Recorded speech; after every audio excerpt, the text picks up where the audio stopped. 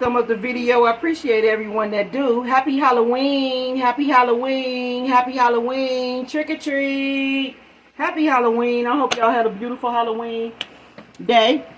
I just got in the house. I started to listen to something and I had to cut it off. This 3131 on here, which is 44. Okay, angel message, angel number. But all I know is it's such a shame, collective. Sun, moon, rising, Venus, north, node, wherever you may have it at. This would be air, fire, water, earth. Whoever can resonate with this. Okay, I appreciate you, the ones that appreciate me. It is such a shame that people can be so fucking envious and jealous of another person that they will wish ill will and ill terminal things on people. And then when they get a terminal illness, they wonder why. They don't know where it come from. But then they sitting up here doing spell work and wishing, hoping, and praying like a motherfucker that somebody get a terminal illness like cancer or something. And they look up, whether it's weeks later, months later, or years later, they look up and then they got the very thing that they wish, hope, pray for, spoke out their mouth on somebody. They got the very fucking thing that they sent out. The very thing that they wish they got that shit. They got that shit. But let's get deeper than that. Let me break it down for you karmics that's so motherfucking envious and jealous of the high priestess and people like me. We can never get a motherfucking eternal illness in our body. Because for one, we holy and we blessed by the Most High God. And most of us carry high vibration frequencies. Okay? So infections and diseases they don't resonate in our body. And then if you do certain holistic things, throughout life, that protects your body and your health and all that. So it doesn't matter about what you wish, hope, pray for like a motherfucker. That shit not gonna never happen. Okay? Especially when we know how to keep our vessel clean our vessel, nurture our vessel, all of that. Everything starts in the colon, baby. Everything starts in the colon, baby. If you didn't know that. Okay? So to sit up and wish this shit that's never gonna happen, and then you turn around and shit your own life to the down to nothing, ashes, because that's what you did when you said this shit out your mouth. You prayed this shit, you wished this shit, you hoped this shit, you sent energy towards this shit. All you did was turn yourself into ashes. Is all the fuck you did. Turned yourself into ashes when you wished, hope, prayed like a motherfucker. Oh yeah. And just a little FYI, all of your motherfucking friends or people around you know exactly why the fuck you sick. You sick because you've been fucking wishing, hoping, and praying like a motherfucker for this shit to happen to somebody else. But because they stay in loving energy, healing energy, grateful energy, just energy that's just protected, none of this shit you wish, hope, pray for like a motherfucker will ever happen. So it's just stupid to be sitting up there putting that much energy into another motherfucker when you need to be, it's obvious, you need to be focused on your own health. Okay? And then just a little another FYI, motherfuckers in my family, we don't get diseases. We don't go through all this shit. Okay? We don't go through all this shit. The only few people that did go through some shit in my family because they was hard-headed, because they was eating whatever the fuck they want, treating their body like shit and all that, fucking with nasty niggas, all of that shit. That's why the fuck they sick. But unlike everybody else, that shit don't just run in my bloodline. My mama is her age and don't got cancer. Like, you don't even make no sense. That shit don't run in my bloodline. Wishing and hoping for motherfuckers to get ill, what's the word God say? Like illnesses, like illnesses that just rid the body to nothing. Like, that shit don't even exist. Like, it's crazy. Like, Father God say, some of these motherfuckers wish the nigga get aneurysms and then they got them. Some of these motherfuckers wish cancer and they got it. These motherfuckers was around here wishing all kind of terminal illnesses on people, and now they sitting up here with HIV, AIDS, cancer, all that shit just eating their motherfucking body up. Breast cancer, they got all kind of shit that they ain't telling y'all about, or y'all do know about it. And the ones that know about it, they scratching their head like, this shit came back on them, this karma, because they was speaking, because they know what the fuck you was hoping, praying, and wishing for another motherfucker. They sitting up there looking like that shit came back on them. Holding conversations about you. Like, yeah, all of this shit going down. So I'm going to put on this video so that y'all can hear what they saying. Like, everything that I see about Capricorn is congratulations. You know, it's just all good shit. Like, whatever you want to see from me, I'm sorry. You motherfuckers blessed my life so much that it's a shame. Because y'all did the shit y'all did for as long as y'all did, I'm motherfucking forever blessed. Forever blessed. Like, I don't gotta worry about nothing. My I's and T's is dotted. My future is sealed. Like, everything is Gucci and good with me. So you can never send a curse. You can never chant. You can never get another bitch. Pay somebody 20 grand or anything. You can never get another bitch to do no spell work on me and think it's gonna hit or pop. Because they did that too. Somebody went to somebody and paid them $20,000 to send some dark ass energy, and the shit came back to their ass 3 times harder than the fucking they sent that shit out. And every time you do it, you gonna get that. So I don't care who you go through, they gonna get it too. Like, this is what we dealing with, this is what we going through. So y'all get the popcorn and peanuts, but this may be kind of sad for the motherfuckers that wished and hoped and prayed this shit. But it ain't sad for us. But it's juicy news to hear. Because these motherfuckers going through some shit, okay?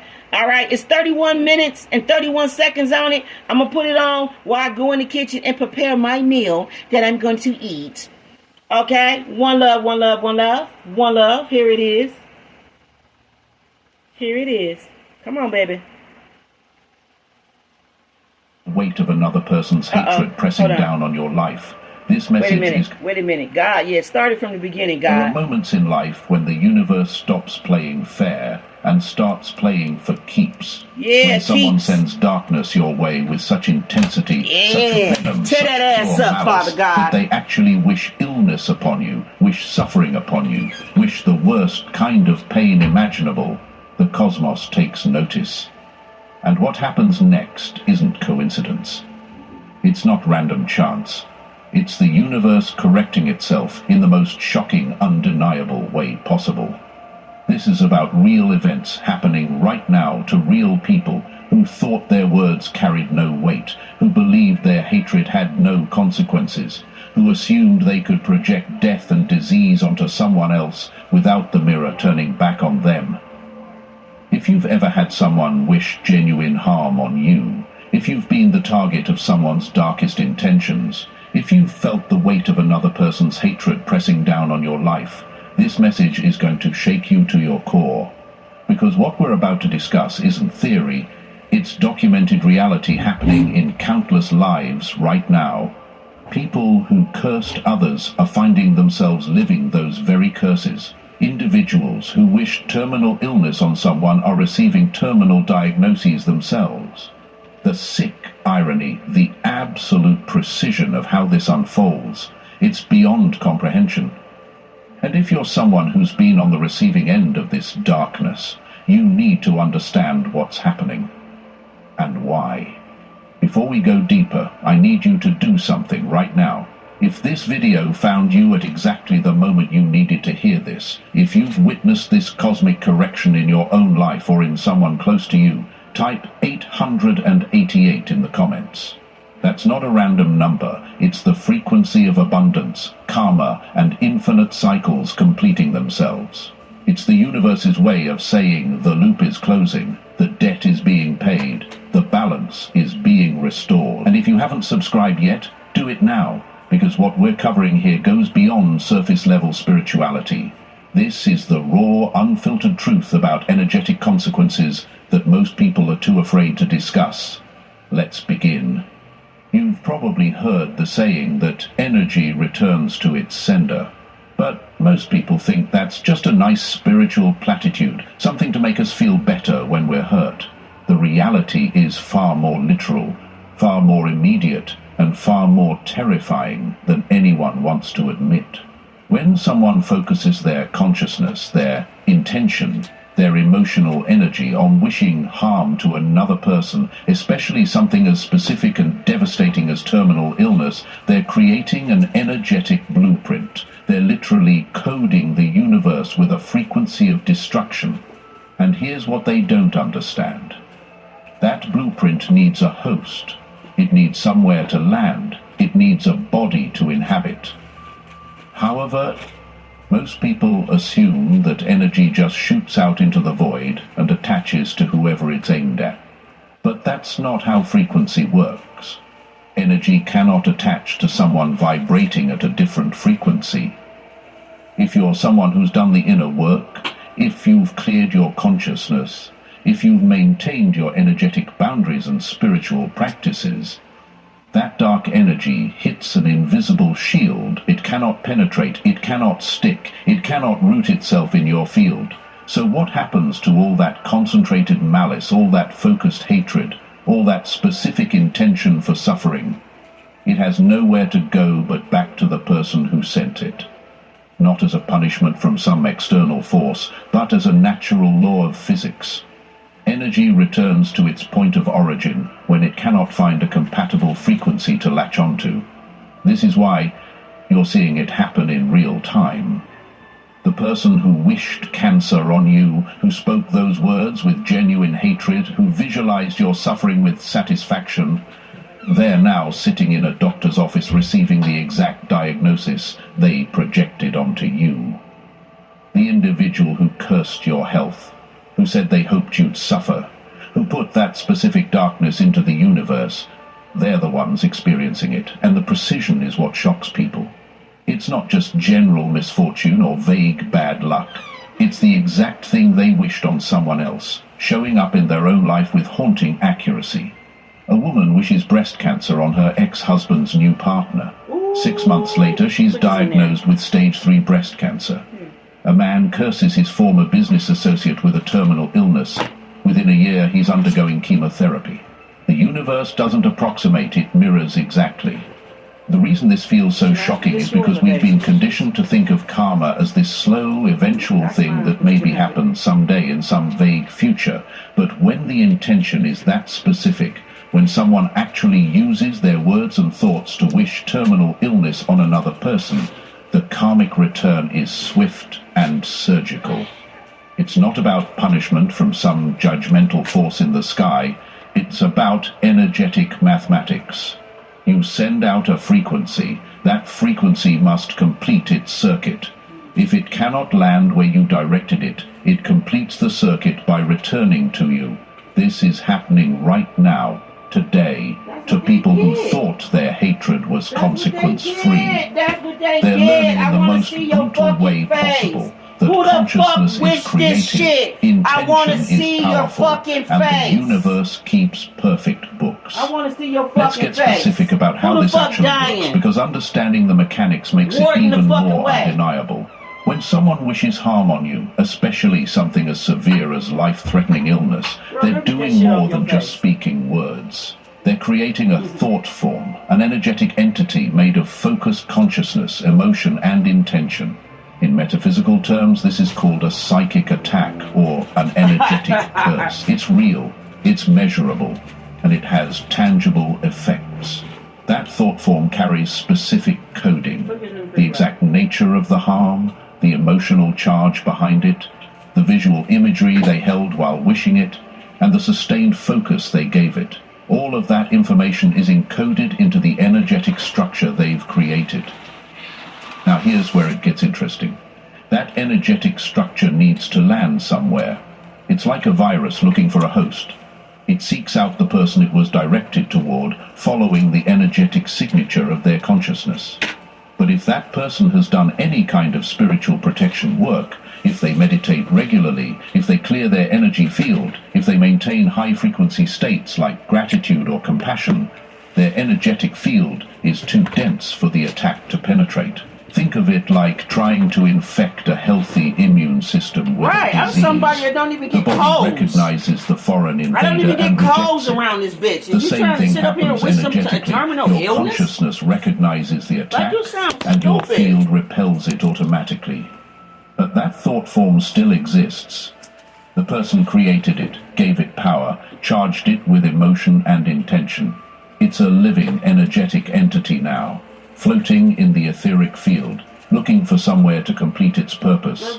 And since energy always follows the path of least resistance, it returns to the person whose frequency matches it perfectly, the person who created it. They are vibrating at the exact frequency of hatred, malice, and destructive intention that the thought form was made from. So it naturally, effortlessly, inevitably returns to them and anchors in their field. Once anchored, it begins manifesting in physical reality. And because they coded it so specifically, because they visualized it in such detail, because they felt it so intensely, it manifests exactly as they designed it, except now in their own body. This is why the manifestations are so precise. The person who wished lung cancer is diagnosed with lung cancer. The individual who cursed someone with a brain tumor develops a brain tumor. The one who hoped someone would suffer with bone disease finds themselves with bone disease. It's not cosmic irony or poetic justice. It's energetic law functioning exactly as it's designed to.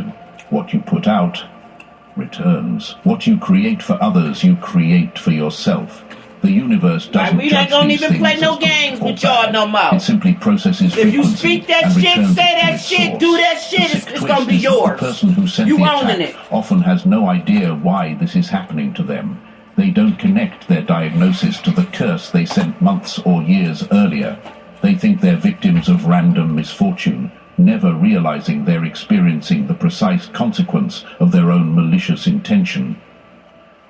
Beyond the physical manifestation, there's a psychological component that makes this even more devastating for the person who sent the curse. Once their attack fails to land on you and they see you thriving, healthy, successful, unbothered by their hatred, something breaks inside them. The cognitive dissonance becomes unbearable. They sent their most potent malice your way, and you're fine. Better than fine, you're flourishing. Meanwhile, their own life is falling apart. This creates a mental spiral that accelerates their downfall even faster than the energetic return alone would cause. They become obsessed with monitoring your life, checking your social media, asking mutual contacts about you, trying to find evidence that their curse worked. But all they see is you living well, achieving goals, radiating peace, completely unaffected by what they tried to do. This eats at them. It consumes them. The hatred they feel intensifies because not only did their attack fail, but you seem protected by something they can't understand or penetrate. This obsessive focus on you creates more negative energy, more dark intention, more malicious thought, and all of that continues to build up in their own energetic field like toxic sludge. They're essentially poisoning themselves with their own hatred, reinforcing the very frequency that's making them sick. The psychological torment becomes its own form of suffering, separate from the physical illness. They can't enjoy anything because they're consumed with the injustice of you being okay. They can't find peace because every moment of your happiness feels like a personal attack on them. They can't move forward because they're stuck in a loop of hatred and resentment that keeps getting stronger. And here's the cruelest part. Even if someone explains to them what's happening, even if they're told that their own malice is destroying them, they usually can't stop. The hatred has become who they are. It's their identity. To let it go would mean admitting they were wrong, that they're responsible for their own suffering, and most people would rather die than admit that level of responsibility. So they continue the cycle, continuing to curse you in their mind, continuing to wish harm on you, continuing to send dark energy your way, and all of it continues to bounce back and compound in their own field. The diagnosis gets worse, the prognosis becomes grimmer, the treatment doesn't work as well as it should. And through it all, they're baffled by their bad luck, confused about why the universe is so cruel to them, angry at forces they think are external, never looking in the mirror and seeing the source of their destruction staring back at them. This is the psychological prison that comes with sending curses. You become the primary victim of your own malice, and most people are too proud or too unconscious to escape it. What makes this phenomenon even more powerful is that it doesn't happen in isolation. There are always witnesses, friends, family members, co-workers, mutual connections, who know what the person said about you, who heard them wish harm on you, who witnessed their hatred and malice. When that same person gets diagnosed with exactly what they wished on you, those witnesses see it. They remember the words that were spoken. They remember the hatred that was expressed. And they put 2 and 2 together. The realization spreads through social circles like wildfire. People start whispering, start questioning, start recognizing that something beyond coincidence is at play. This creates a ripple effect that amplifies the lesson exponentially. Suddenly, it's not just the person who sent the curse learning about energetic consequences, it's everyone who witnessed it. People become more careful about what they say, more conscious of what they wish on others, more aware that their words and intentions carry weight. The story gets told and retold, becoming a cautionary tale that educates dozens, sometimes hundreds of people about the reality of energetic law. This is how consciousness evolves collectively, not through abstract philosophy, but through undeniable, real-world demonstrations that shake people out of their assumption that thoughts and words are meaningless. The person who got sick becomes an unwitting teacher, a living example of what happens when you weaponize your consciousness against another person. And here's what's fascinating. The witnesses often become protective of you. They see that you remained healthy while the person who cursed you got sick, and they interpret that as proof that you're protected, that you're aligned with something powerful, that you're not someone to mess with. This creates a shield of collective consciousness around you.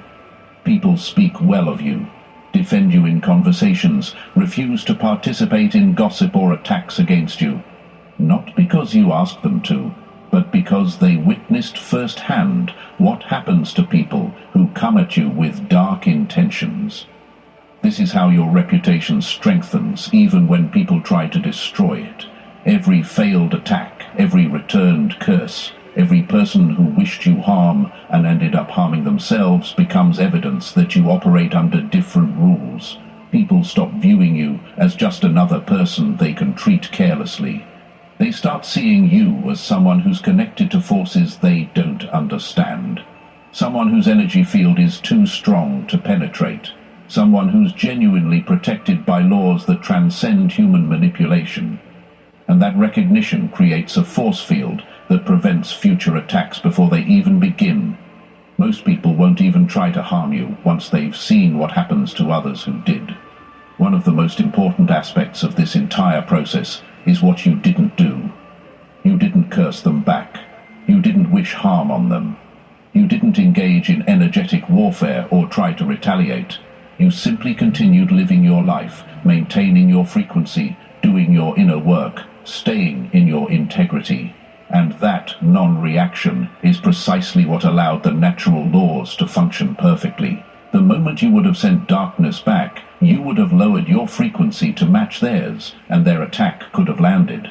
Your spiritual maturity, your refusal to fight fire with fire, is what kept you protected, and ensured their malice returned to them. This is the power of walking away, of not engaging, of maintaining your peace, regardless of what's being done to you. It's not weakness, it's not passivity, it's not letting people walk all over you. It's operating from such a high frequency that you're literally untouchable to lower frequency attacks. When someone sends darkness and you respond with light, or better yet with no response at all, you create an energetic vacuum. Their energy has nowhere to go, no conflict to feed off of, no reaction to sustain it, so it collapses back on itself, returning to sender with all the force they originally projected. People often ask if they should confront the person, if they should call them out, if they should warn them about what's coming. The answer is almost always no. Your silence is the most powerful response. Your thriving is the most devastating rebuttal. Your peace is the most profound victory. The universe doesn't need your help administering justice. No, in fact, it don't. your involvement would only delay or dilute the natural process by staying completely out of it, by not even acknowledging what they did. Exactly. You allow the energetic laws to function with perfect precision. They get the full return of their energy with no interference, no dilution, no distraction. This also protects you, legally, socially, and emotionally. You never have to justify yourself, never have to defend yourself, never have to convince anyone of your innocence or their guilt. The universe handles all of that through undeniable physical manifestation. Show you When right, they God. get sick with what they wished on you, no explanation is needed, no words are necessary. The situation speaks for itself with such clarity that even the most skeptical person can't deny what happened. Your Wow. non-reaction preserves your dignity, maintains your integrity, and allows natural law to teach the lesson far more effectively than any human confrontation could ever accomplish. Let's talk about timing, because this is where it gets eerily specific. The diagnosis doesn't come randomly. It doesn't happen decades later when the connection might be forgotten. It happens within a time frame that makes the connection undeniable. Sometimes it's weeks after they cursed you. Sometimes it's a few months. Occasionally it's a year or two. But it's always close enough that everyone involved can trace the line between their words and their diagnosis. The universe doesn't let enough time pass for people to forget or dismiss the connection. The lesson needs to be No, clear, he wants you to learn immediate the enough to be lesson. recognized as cause and effect. There's also a pattern in how the timing So relates to somebody your recently own life got trajectory. diagnosed with some Often kind of the ill person gets terminal diagnosed illness. right when you're And they just, experiencing something a doctor major told them they had breakthrough, long to a live. significant success, And it's or a because they've powerful been leveling up saying in and your doing life. evil You shit get the promotion they said you'd towards never my achieve, name. and they get diagnosed the same week. So that You hear shit from is the hitting cause hard, they ain't it? contributed to, and they Like, you're receive not making their no diagnosis sense. the same month. You find love after they wished you'd be alone forever. Yeah, I And know who suddenly I know they're who sitting this in an is. oncologist's That's office. fucked up. The juxtaposition Somebody is wishing so me to be stark, alone and so all that. That's perfectly never timed happening. that it removes Shit, any I got options, possibility of writing baby. it I off could go as young, random go old. chance. Either way, This I got synchronistic options. timing serves Put multiple this in there. I got purposes. options, First, it motherfucker. demonstrates that your rising Shit. triggered their Shit, falling. I got options. Your frequency elevation created such a contrast I with don't their know low what you frequency thought. that the energetic return accelerated. Second, it shows you definitively that you're protected, that your path is cleared, that obstacles are removed exactly when you need them to be. Third, it provides closure without you having to seek it. You're not wondering when or if they'll face consequences. You're seeing it happen in real time as you're stepping into your power. The universe times these things to maximize both the lesson for them and the confirmation for you. People also notice that the severity of the diagnosis often matches the intensity of the hatred. Someone who casually wished you unwell might experience a health scare that resolves. But someone who deeply, consistently, maliciously wished terminal illness on you, who visualized your death, who felt satisfaction imagining your suffering, they get the full force of that intention returned. The cancer is aggressive. The prognosis is poor. The treatment is difficult. It's proportional to what they sent. This proportionality is another piece of evidence that this isn't random bad health luck. It's precise, energetic mathematics. What you send out is what you get back, in equal or greater measure. Here's the tragic part that makes this entire situation even more profound. This diagnosis, as devastating as it is, could be their wake-up call. It could be the thing that finally breaks through their ego and forces them to look at their own toxicity, their own hatred, their own role in creating their suffering. Some people do wake up. They have a moment of clarity where they realize the connection between their malice and their illness. They reach out with genuine apology. They take responsibility. They do the inner work to clear the hatred from their consciousness. And when that happens, sometimes miraculously, their condition improves beyond medical explanation. The same energetic laws that made them sick can facilitate healing once they transform the frequency that created the illness. But most people don't choose this path. Most people remain in victim consciousness even when they're literally experiencing the consequences of their own actions. They blame genetics, bad luck, environmental factors, other people's stress on them, anything except their own toxic consciousness. They continue to hate you, even from their hospital bed, even during chemotherapy, even when they're dying. The hatred is so deeply rooted that they'd rather die with it than let it go and potentially live. This is the ultimate tragedy.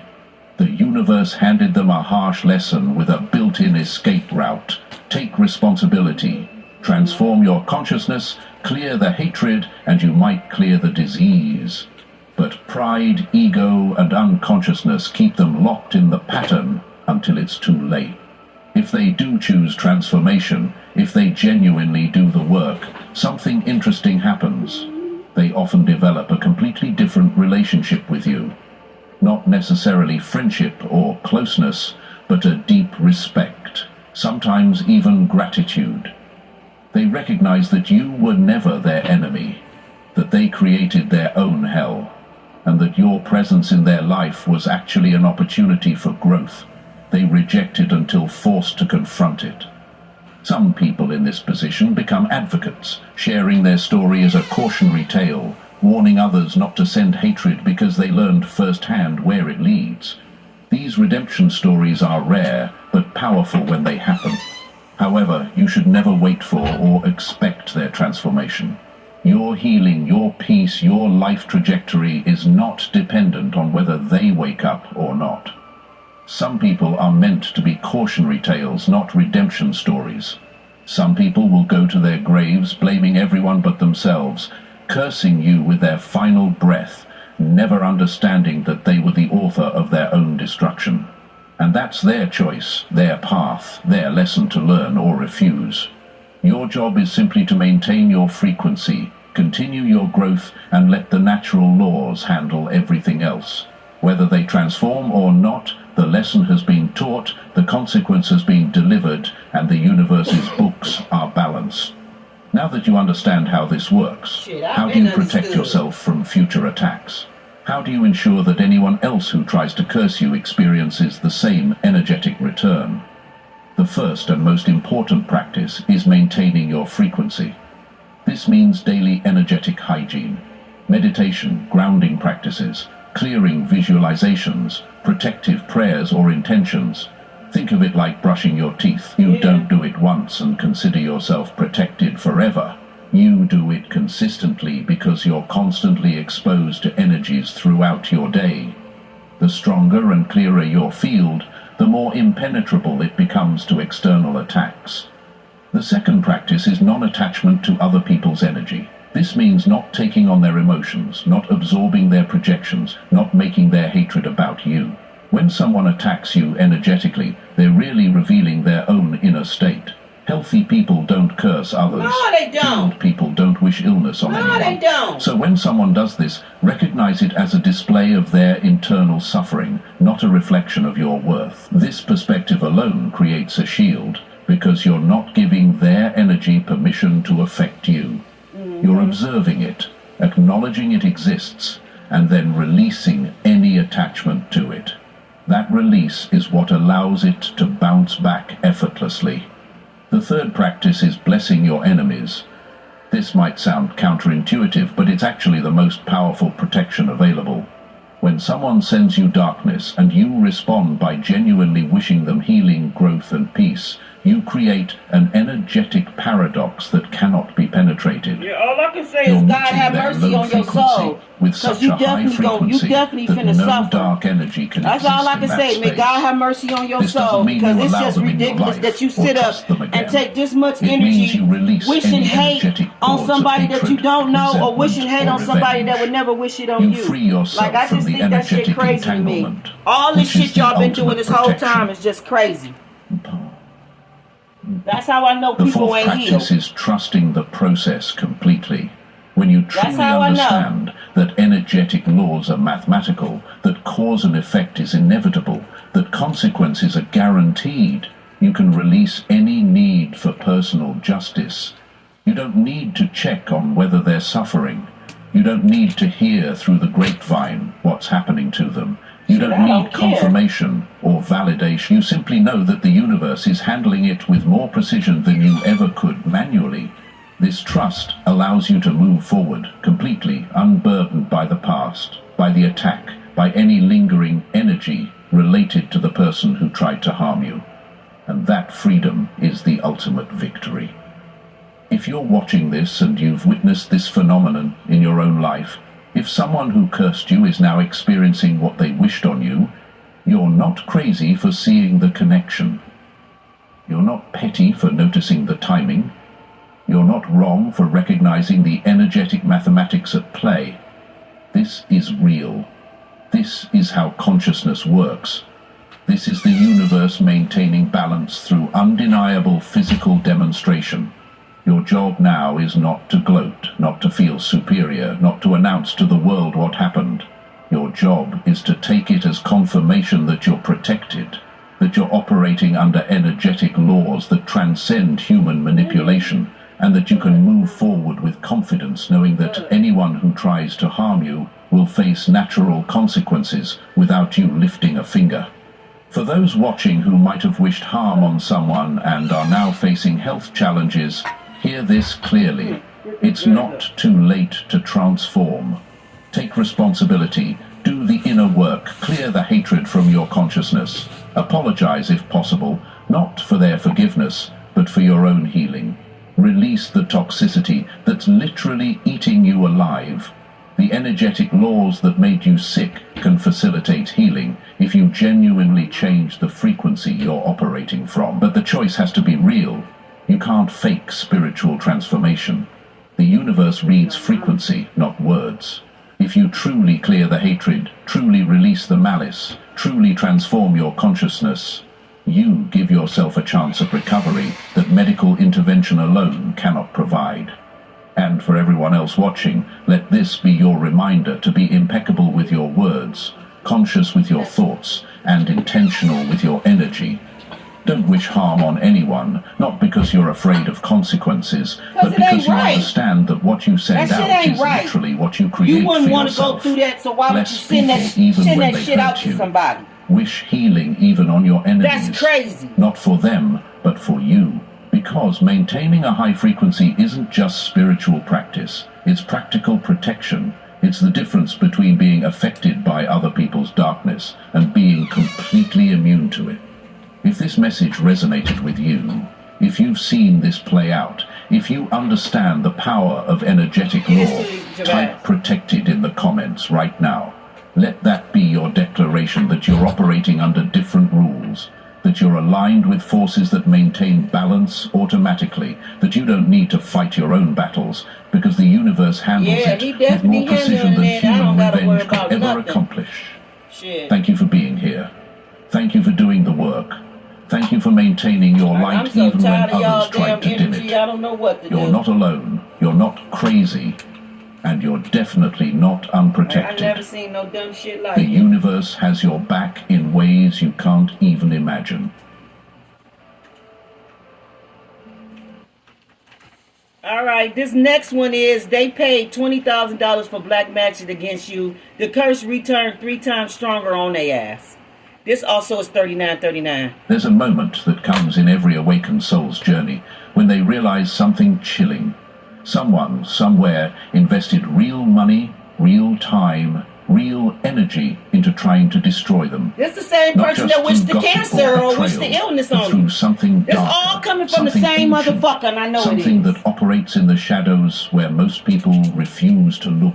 They went to practitioners, paid thousands, sometimes tens of thousands, to send curses, hexes, and malevolent energy your way, hoping to see you fall, suffer, lose everything you've worked for. But here's what they didn't understand, and here's why you're still standing while their world is crumbling. When you're walking a protected path, when your frequency operates on a level that's aligned with truth and purpose, every weapon formed against you doesn't just fail, it reverses, it amplifies, it returns to the sender with a force they never anticipated, multiplied by the very universe they tried to manipulate. Today, we're going to reveal exactly what happens when someone spends their life savings trying to curse a soul that cannot be touched. This isn't just about spiritual protection. This is about cosmic law, energetic mathematics, and the devastating consequences that await those who play with forces they don't comprehend. Before we dive into these revelations, if this message found you at the exact moment you needed to hear it, if you've felt attacks you couldn't explain, or obstacles that seemed supernaturally placed in your path, type 333 in the comments right now. That's not a random number. It's a code of protection, a signal to the universe that you're aware, awake, and aligned. And if you haven't already, subscribe to this channel, because the information we share here isn't just content. It's a shield, a sword, and a roadmap for those who walk the path less traveled. Now, let's uncover the truth. Let me paint you a picture of what desperation looks like when it wears a mask of malice. Somewhere in a dimly lit room, someone who once knew you, or perhaps someone who only knows of you, is sitting across from a practitioner. The air is thick with incense, the table covered with objects you'd only see in nightmares or movies. They're not there for healing, they're not there for guidance. They're there because your success, your peace, your very existence has become unbearable to them, and they're willing to pay for your downfall. $20,000. Some pay more, some pay less, but the amount doesn't matter as much as the intention behind it. These aren't impulsive decisions made in moments of anger. This is premeditated spiritual assault. They've saved money, made appointments, brought photographs, personal items, anything that carries your energetic signature. They've sat through rituals, chanted words in languages they don't understand, and convinced themselves that this investment will finally level the playing field, because in their mind, your happiness isn't fair. Your progress isn't deserved. Your light is an insult to their darkness. But what they don't know, what the practitioners often don't tell them because it would ruin their business, is that the universe doesn't take sides based on who pays more. It takes sides based on frequency, alignment, and spiritual law. You can't buy your way into manipulating someone whose path is guarded by something bigger than human comprehension. The moment that curse leaves the practitioner's hands and travels toward you, it enters a field of energy that doesn't recognize earthly currency. It only recognizes truth, and in the presence of truth, all deception dissolves. Here's where it gets interesting, where cosmic justice begins its work. The curse doesn't just bounce off you like a ball hitting a wall. It doesn't simply dissipate into nothing. It returns. And when it returns, it carries with it the amplified energy of betrayal, the weight of intentional harm, and the momentum of violated universal law. What they sent as a single arrow comes back as a storm. What they launched as an attack becomes their own destruction 3 times stronger, 3 times faster, 3 times more devastating than anything they could have imagined. Now let's talk about how this actually works, because this isn't mysticism for the sake of storytelling, this is energetic mathematics. Every action in the universe creates a wave, a frequency, a ripple in the fabric of what connects all living things. When someone sends negative energy toward another person, they're essentially creating a debt in the cosmic ledger. That debt must be paid, and the universe always collects. But when that negative energy is directed at someone who operates at a higher frequency, someone whose life force is aligned with truth and purpose, something fascinating happens. Think of it like this. Imagine trying to poison a river that feeds into an ocean. The river's flow is too strong, too pure, too constant for the poison to take hold. Instead, the current carries that poison right back to its source. And because the river is powerful, it doesn't return alone. It brings with it the force of the entire flow, the momentum of natural law, and the weight of cause and effect. What was meant to pollute becomes concentrated, intensified, and delivered right back to the doorstep of the one who tried to contaminate the water. This is why protected individuals often don't even know they're being attacked until they see their enemies falling apart. They wake up each day feeling fine, maybe a little tired here and there, maybe some strange dreams or odd synchronicities, but nothing that breaks them. Meanwhile, the person who paid for the curse is experiencing catastrophic life collapse. Relationships implode overnight. Businesses that were thriving suddenly face lawsuits, bankruptcies, or scandal. Health deteriorates rapidly with no clear medical explanation.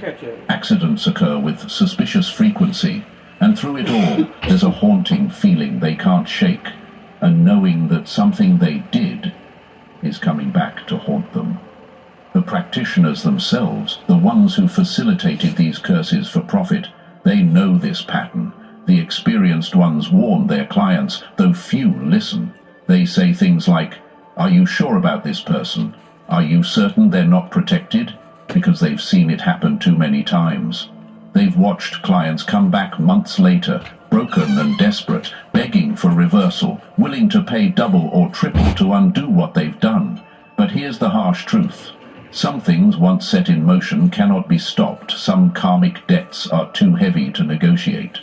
Ancient wisdom across cultures speaks of this principle, though it goes by different names. Some call it the threefold law. Others call it karmic multiplication. The concept is simple but profound. Whatever energy you send out returns to you 3 times.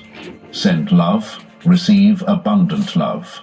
Send healing, receive miraculous healing.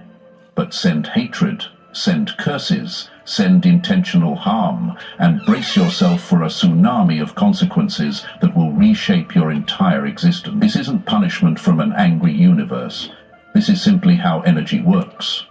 Why 3 times? Why not equal exchange? Because the universe operates on principles of growth and expansion. Everything multiplies. That's the nature of life itself. A single seed doesn't just become one plant.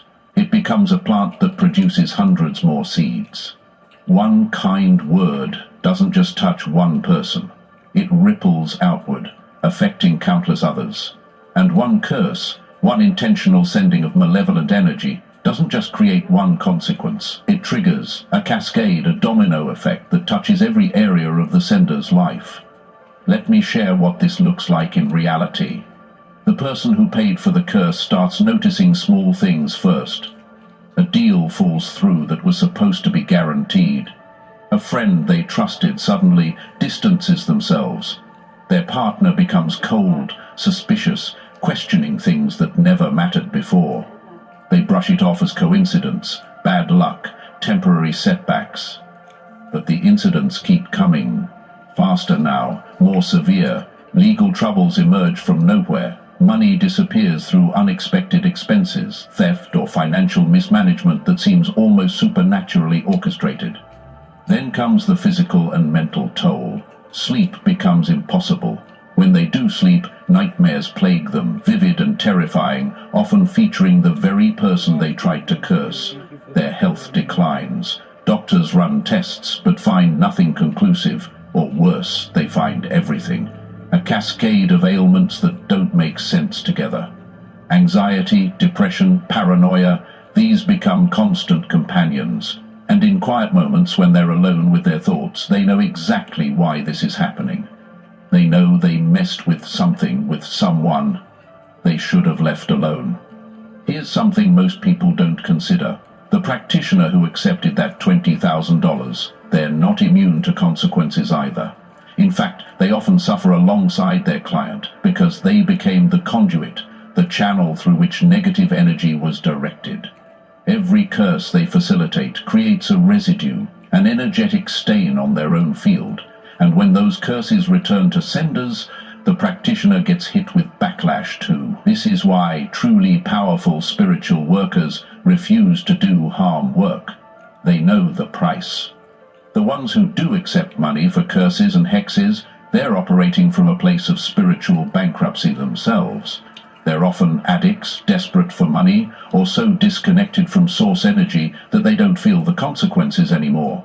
They've numbed themselves, dulled their sensitivity, but that doesn't mean the debt isn't accumulating. It just means they've delayed the payment. and when it comes due, and it always comes due, it comes all at once. Years of facilitated harm returning in a single devastating wave. I've heard stories, and perhaps you have too, of practitioners who suddenly lose their abilities entirely. One day they could sense energy, perform rituals, and see beyond the veil. The next day, nothing, silence, emptiness, as if they'd been cut off from source entirely. Others experience what they call spiritual haunting, where every entity they ever worked with in negative capacity comes back, demanding payment, not in money, but in life force, in peace, in sanity. Their homes become unbearable, their relationships dissolve, their health crumbles, all because they became mercenaries in a war that doesn't forgive mercenaries. And here's the irony that would be funny if it weren't so tragic. The person who paid $20,000 often ends up spending 10 times that trying to fix what they've done. They go from practitioner to practitioner, each one charging more, each one promising reversal, but finding the curse too deeply embedded, too karmically sealed to undo. The money that was supposed to destroy you ends up destroying them financially. And that's just the beginning of what they lose.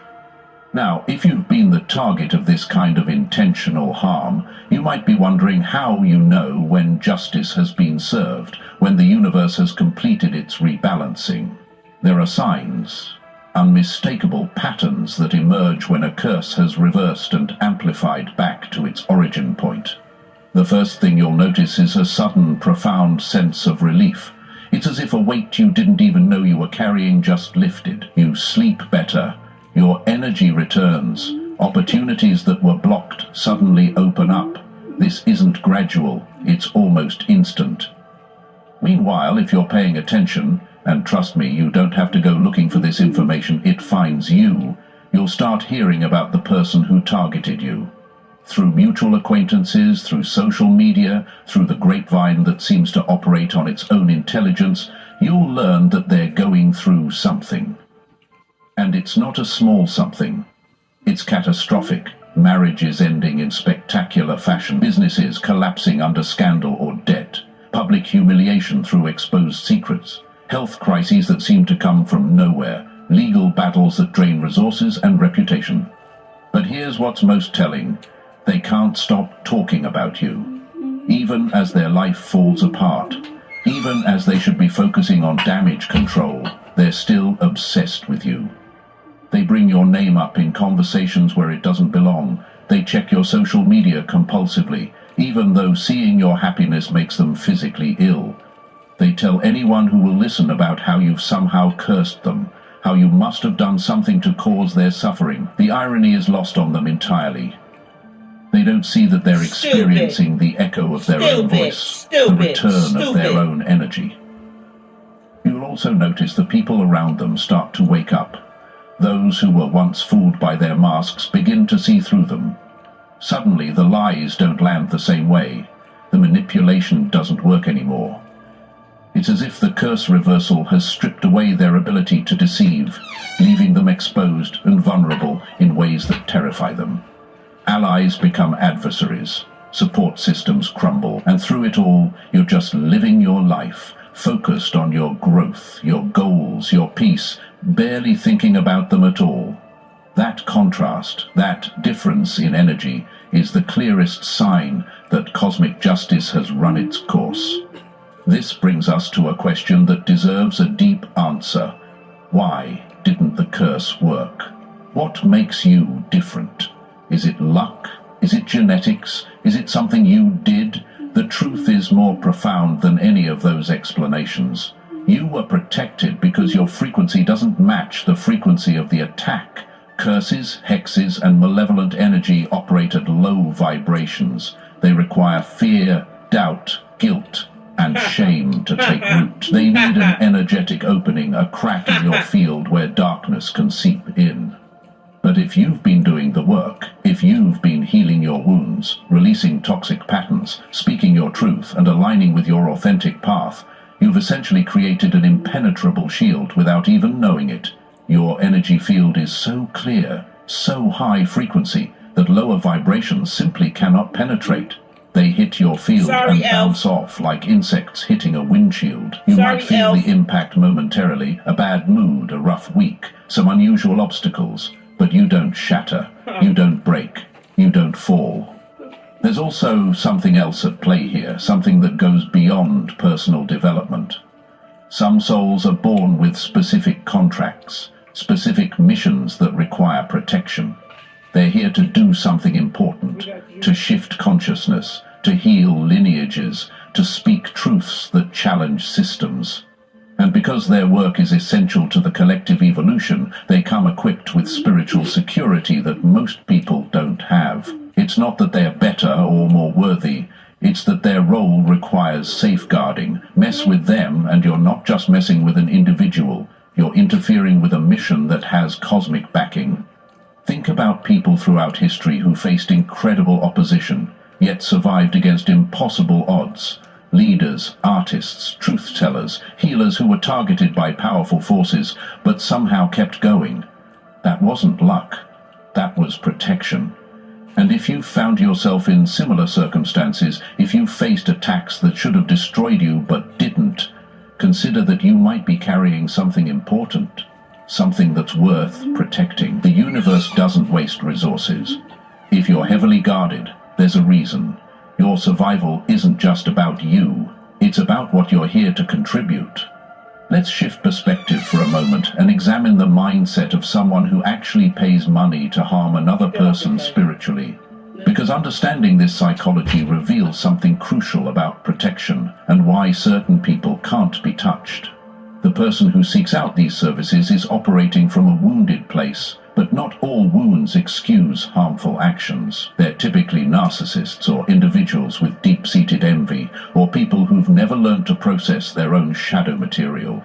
Seeing someone else happy, successful, or at peace triggers something in them that they cannot regulate. What's fascinating is that these individuals almost never target people who are actually harmful. They don't curse abusers, criminals, or genuinely dangerous people. No, they target the helpers, the healers, the ones who tried to love them, support them, or simply exist in their own light. Why? Because goodness, authenticity, and genuine success holds up a mirror to everything they're not and refuses to become. That mirror is unbearable. So rather than look at their reflection and do the work to change, they try to shatter the mirror. They try to extinguish your light so they can remain comfortable in their darkness. But here's where their psychology becomes their downfall. The very act of trying to curse someone, of paying for their destruction, requires the attacker to focus intensely on that person. They have to think about you, talk about you, provide details about you, visualize you during rituals. Did you know that our food system is basically designed to be wasteful? We grow so much food in the U.S. that goes to waste. That's what. Top 5 credit hacks if you have below a 600. At number 1 is kickoff. This is my favorite credit hack that I literally tell everyone about. In doing so, they're actually strengthening the energetic cord between you. And when that curse reverses, it has a highway to travel back on, a direct connection that they built themselves. They've essentially created a boomerang effect, and they're standing right in its path. Moreover, the guilt and shame of what they've done, even if they won't consciously acknowledge it, begins to eat away at their psyche. Humans are not designed to hold intentional malice without consequence. Our nervous systems, our energetic bodies, they register the dissonance between harmful actions and our innate capacity for connection. That dissonance manifests as illness, mental instability, and a general feeling of being cursed themselves. They often describe feeling like something is following them, watching them, waiting. That's not paranoia. That's their own consciousness trying to alert them to the karmic debt they've incurred. Now let's get into the technical aspects of how a curse actually returns, because this isn't vague mysticism. This operates according to specific spiritual laws that are as consistent as physical laws. When negative energy is sent toward a protected individual, several things happen simultaneously. First, the energy encounters resistance. Like water hitting a dam, it can't flow through. so it begins to pool. To build pressure, that pressure has to go somewhere, and the path of least resistance is always back to the source. Second, the energy gets marked. Think of it like a cosmic return address. Every thought, every intention, every action carries a signature, an energetic fingerprint that identifies its origin. When a curse is sent, it's not anonymous. The universe knows exactly where it came from, even if the person used intermediaries or tried to hide behind practitioners. That signature ensures that when consequences come, they arrive at the right doorstep. There's no escaping it, no shifting blame, no claiming ignorance. Third, and this is where the threefold multiplication happens, the energy accumulates additional charge as it returns. It picks up momentum. It gathers reinforcement from the universal law of cause and effect. Imagine rolling a snowball down a hill. It starts small, but grows exponentially as it descends. The curse that returns isn't just the original energy sent, but it's that energy plus the weight of violated spiritual law, plus the collective consciousness's response to intentional harm, plus the karmic debt that was already waiting to be paid. By the time it arrives back at the sender, it's a completely different force. This is why the consequences seem disproportionate to outside observers. People will say things like, all they did was go to one practitioner, and now their entire life is falling apart. That seems excessive. But what they're not seeing is the accumulation, the compound effect, the way the universe doesn't just address the single action, but the entire pattern of behavior that led to that action. The curse was just the visible tip of an iceberg of malice, envy, and harmful intention that had been building for years. The return isn't punishment for one action, it's correction for an entire trajectory. Here's something that makes this even more serious. Something that should give anyone pause before they consider this path. When you pay someone to curse another person, you're not just putting yourself at risk, you're often putting your entire family line at risk. Curses don't respect individual boundaries the way we do in physical reality. They affect bloodlines, generational patterns, and everyone connected to the sender through DNA, love, or close proximity. This is why practitioners who have any ethics at all refuse to do this work. They know the collateral damage is massive. I've heard countless stories of people who went to practitioners to harm someone, and within months their children started having nightmares, health issues, or behavioral problems. Their parents, who had nothing to do with the curse, suddenly faced medical emergencies or financial crises. Their siblings' marriages fell apart, their partners lost jobs or developed addictions. The whole family system began to destabilize because one person opened a door that shouldn't have been opened, and the worst part is, those family members often have no idea why their lives suddenly got so difficult. This generational component is crucial because it means the person who initiated the curse can't just fix things by apologizing or seeking reversal. The energy has already spread through their lineage like a virus. It will continue affecting future generations unless someone in that family line does serious spiritual work to clear it. Children born into that family will struggle with unexplained obstacles, chronic illness, or repetitive patterns of failure, all because an ancestor decided to play with forces they didn't understand.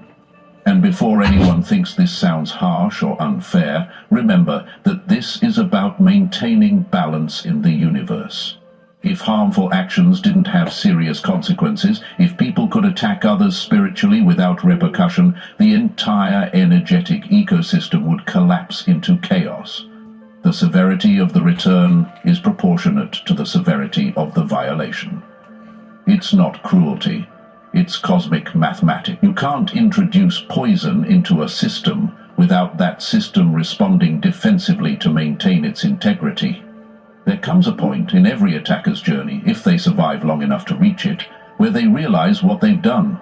It's not always a moment of redemption or transformation. Sometimes it's just pure, horrifying clarity. They're sitting in the wreckage of their life. Everything they valued is gone or damaged beyond repair, and suddenly they understand. The dots connect. The timeline aligns. They remember the day they went to that practitioner, paid that money, participated in that ritual, and they realize that everything bad that's happened since then can be traced back to that decision. This realization is often more torturous than the actual consequences, because now they have to live with the knowledge that they did this to themselves. They can't blame you, they can't blame fate, they can't blame anyone but themselves. And that awareness, that inescapable understanding of self-inflicted destruction, it breaks people in ways that external circumstances never could. Some fall into deep depression, others become obsessed with finding reversal, spending their last resources on spiritual healing, cleansing and protection that may or may not work depending on how deep the karmic debt runs. A few, and these are the rare ones, actually reach out to the person they tried to curse. They apologize, not because they've found genuine remorse, but because they're desperate for the consequences to stop. They've heard somewhere that if the target forgives them, the curse might lift. But here's the thing about that scenario. You, the person who was protected, you don't owe them forgiveness. You don't owe them acknowledgement. You don't owe them anything. The universe has handled this situation perfectly without your intervention, and engaging with them now would only create new energetic cords that aren't necessary. Because here's what they still don't understand, even in their moment of realization. The consequences aren't coming from you. They're coming from the universe, from cosmic law, from the very fabric of energetic reality. You forgiving them won't stop what's already in motion. Only sincere spiritual transformation, years of service to others, genuine shadow work and karmic repair can begin to shift what they've set into motion. And most people aren't willing to do that work. They want a quick fix, a spiritual shortcut, one more transaction where they pay someone to make it all go away. But this isn't how deep karma works. So where does this leave you? You're the person who was targeted, protected, and ultimately left standing while your attacker's world crumbled. What's your responsibility here? What's the enlightened response? The answer might surprise you, because it's simpler than you think. Your role is to do absolutely nothing.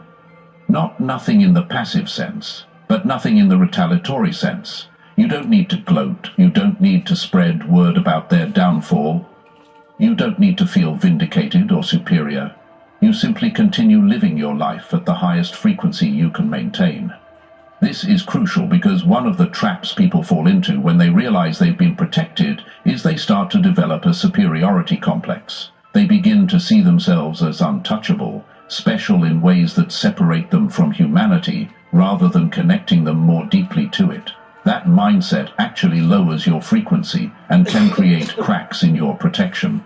True spiritual maturity understands that being protected doesn't make you better than anyone. It means you have work to do that requires safeguarding, and that work is usually about service, healing, or truth-telling that benefits others.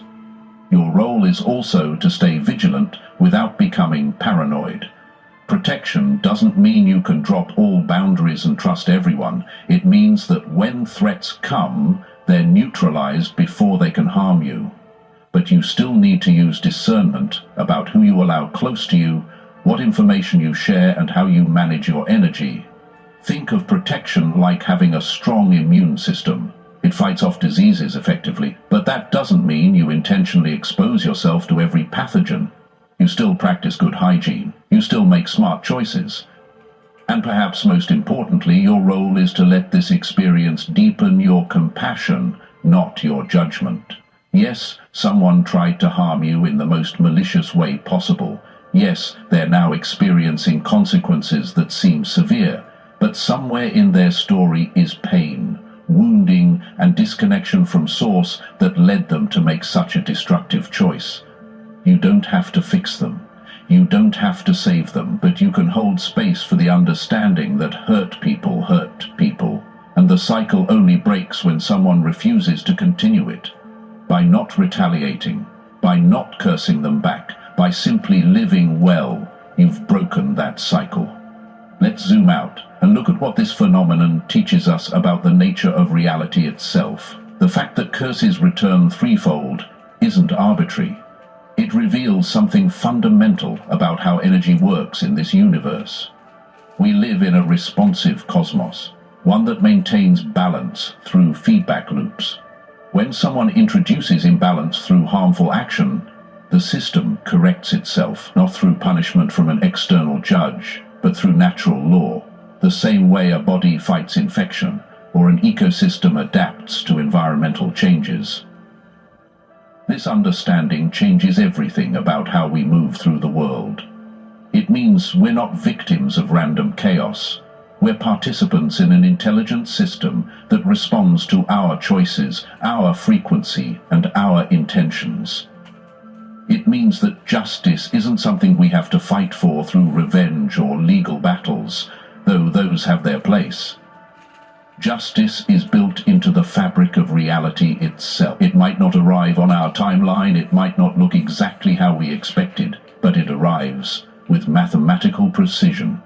This is why ancient wisdom traditions across the world, despite having no contact with each other, all arrived at similar conclusions about karma, about cause and effect, about the return of energy. They were all observing the same universal laws in action. They saw that people who lived with integrity, who spoke truth, who helped others, these people tended to thrive even in difficult circumstances. And people who operated through deception, harm, and exploitation, they eventually faced collapse, even if they seemed successful temporarily. This wasn't moral judgment, it was pattern recognition. Understanding this bigger picture also helps us release the need for external validation. When you know the universe itself is on the side of truth, balance, and evolution, you don't need other people to acknowledge your worth. You don't need your enemies to admit they were wrong. You don't need society to recognize your contributions. The recognition that matters is happening at an energetic level, where your frequency is registered, your actions are noted, and your path is protected or exposed accordingly. Everything else is just noise. So how do you move forward from here, whether you've just discovered you were targeted or you've known for a while and watched the consequences unfold? What's the path forward? First, you reclaim any energy you gave to this situation through worry, fear, or obsessive thinking. Call it back. Declare out loud or in your mind that any piece of your energy that was taken, sent, or scattered is now returning to you, purified and strengthened. This isn't just symbolic. It's an energetic command that actually works. Second, you strengthen your protection not through fear, but through alignment.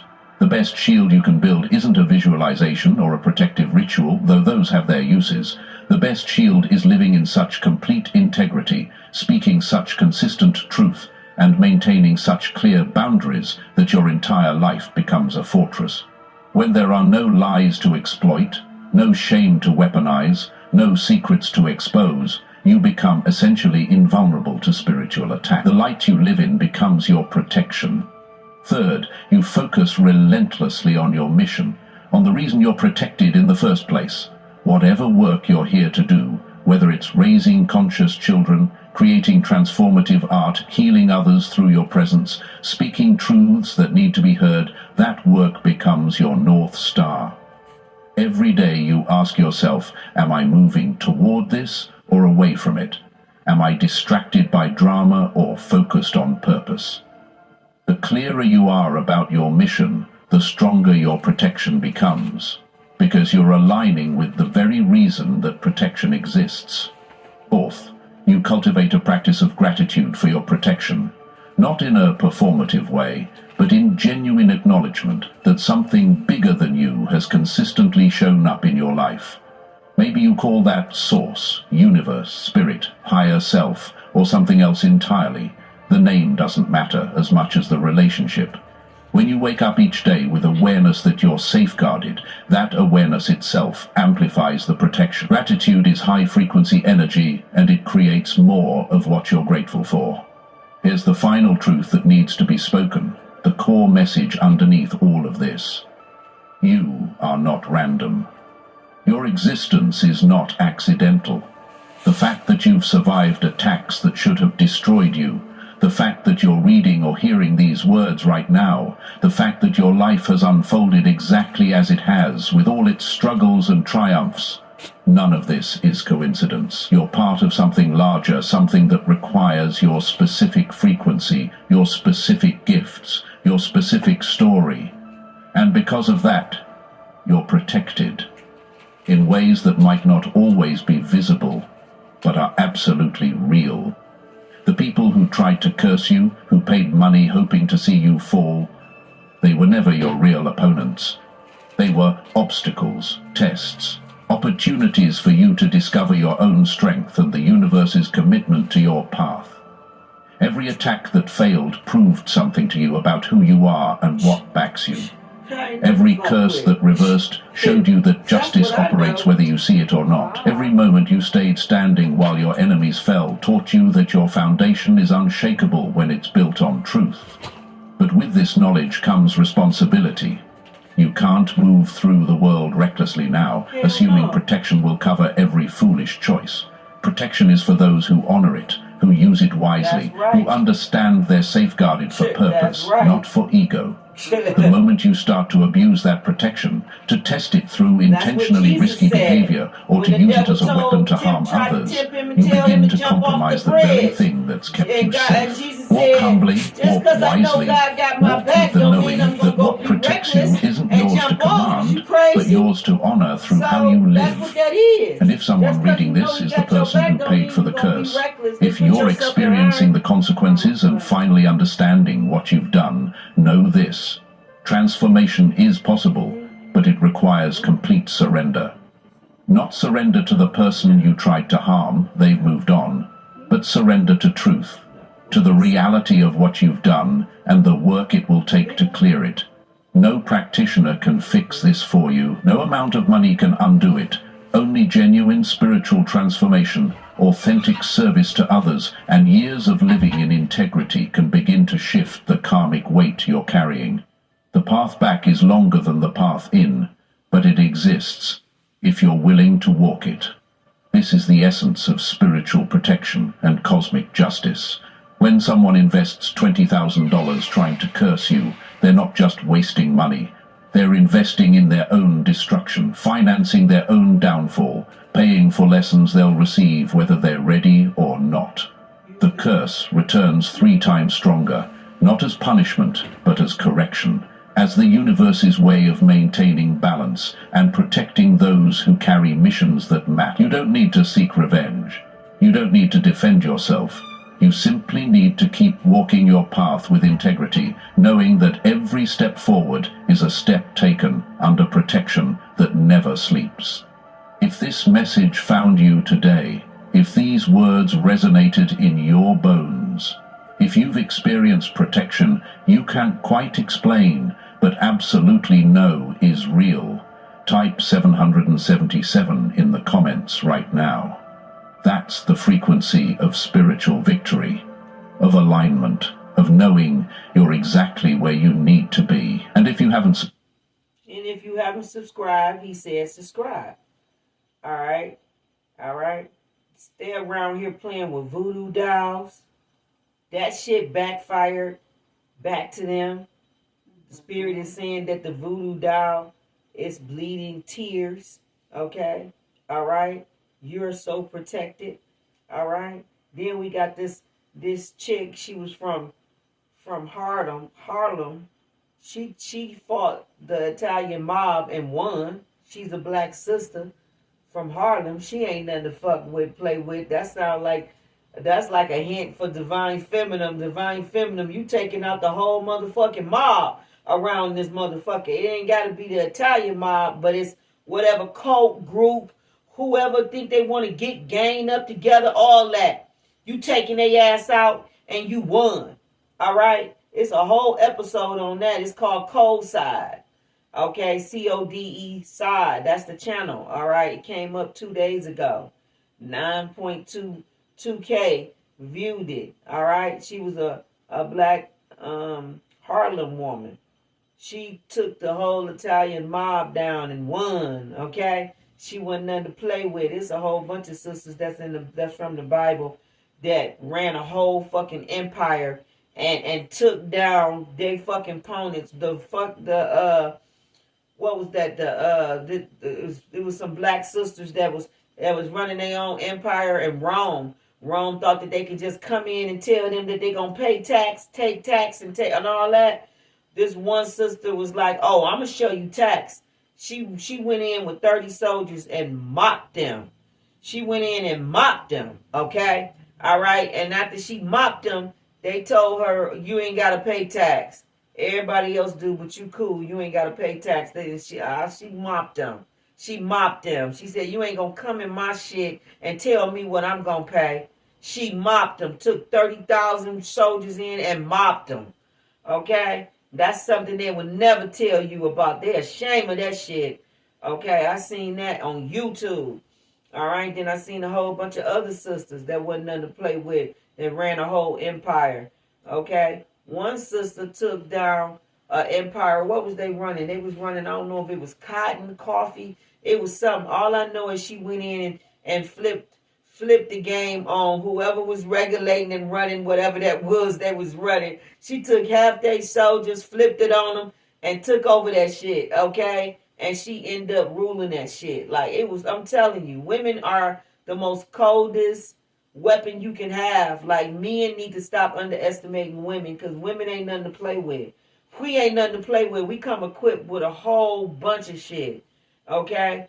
All right? We might not got physical muscles, but we got the brains, we got spirit, and we got a whole, when I say spirit, I mean strength. We like that strength card, that woman that's holding that lion and taming it. Like, we just ain't nothing to play with. Okay? Like, I've seen a whole bunch of stuff. Yeah. Something about they're studying your gifts and still can't explain them. You're never gonna be able to explain my gifts, okay? Something is jaw-breaking. What's so jaw-breaking? It says jaw-breaking. Jaws will drop when the professor who are in, I don't know what that's about. That's divinely engineered. She got something up to my breaking news, okay? But yeah, something is standing behind you, okay? All right, it's an angel. It's a big ass angel that's standing behind you, like Archangel Michael. Archangel Michael on deck for show. And your ancestors, male ancestors, is on deck for show. Anything that they send wicked out, your ancestors is pushing that shit back, keeping it from touching you, harming you in any kind of way. They on deck all day, every day. They not going to sleep, okay? All right, you got male ancestors that just not playing about you, okay? Yeah. Okay? All right, I can't make it up, all right? That's what's going on. All right, and Capricorn, you need to know. The ones that got it going on, you need to know that you are very favored by spirit. We had a double rainbow here, as well as a rain. We had rainbows for 2 days. One was a double rainbow, and the other one was a regular rainbow. So God is showing favor on my city and state. God may even be showing favor on you. All I know is rainbows represents the promise, new beginnings. It just represents all good shit that's big. Okay? So I'm going to leave it right here. Like, share, comment the video. Appreciate those that stayed all the way through. You got 2 videos into one. It was juicy as all outdoors. So, look at it, view it, put your intake on it. But it is what it is. One love, one love. I wish nothing but the best for you. I hope you wish the same for me. That's what I'm sending out and focusing on. I'm out.